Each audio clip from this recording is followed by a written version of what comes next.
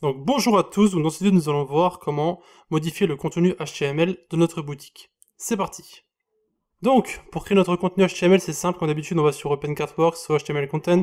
Ok, donc ici en fait on va modifier nos différentes contenus, tout ce qui est HTML, donc on va pouvoir modifier en fait tout ce qui est layout donc à la main, donc vous pouvez le modifier, c'est ici que vous faites toutes vos modifications. Nous ce qu'on va faire c'est qu'on va créer une page, afin que vous voyez à peu près comment ça fonctionne.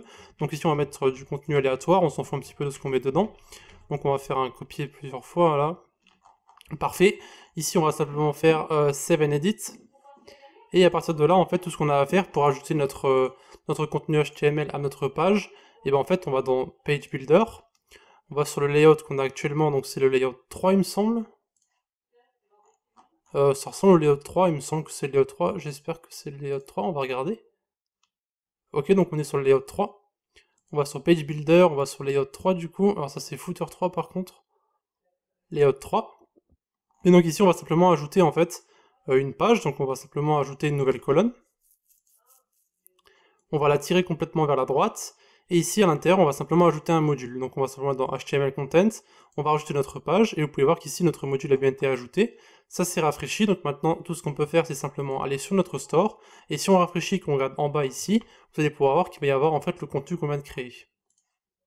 Vous pouvez voir qu'ici, notre contenu prend bien toute la place de notre colonne, puisqu'ici il y a de la place, du coup ça prend le contenu. Mais par contre, si on l'ajoute plus haut, si on le met ici par exemple, et qu'on fait une sauvegarde, vous pouvez voir que si on sauvegarde, normalement, ça ne devrait pas prendre toute la place.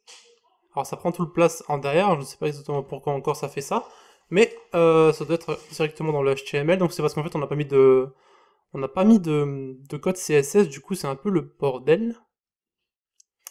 Donc on va pas trop chercher comment ça fonctionne maintenant, on verra ça plus tard. Mais en tout cas, vous pouvez voir que c'est comme ça qu'on ajoute du code CSS dans sur nos différentes pages. Voilà, donc c'était encore une fois une vidéo très très courte, donc qui parle encore d'une fois contenu, donc je pense que je vais en faire plusieurs à la fois à partir de maintenant, parce qu'on perd un peu de temps à chaque fois en faisant les niveaux de ces différentes recherches. Voilà, donc si vous avez des questions à poser comme d'habitude, vous pouvez aller directement dans les commentaires de YouTube, ou bien directement sur Discord, donc il y a dans un des canaux, vous posez votre question et on y répondra. Voilà. Donc ce sera tout pour le... De plus, n'hésitez pas à visiter nos différents réseaux, donc eux aussi dans la description, Discord, notre blog, Facebook, Twitter, Google+, etc. Voilà, si vous avez une question, rendez-vous dans la partie commentaires de cette vidéo, je réponds à tout le monde. C'était Alex, à la prochaine.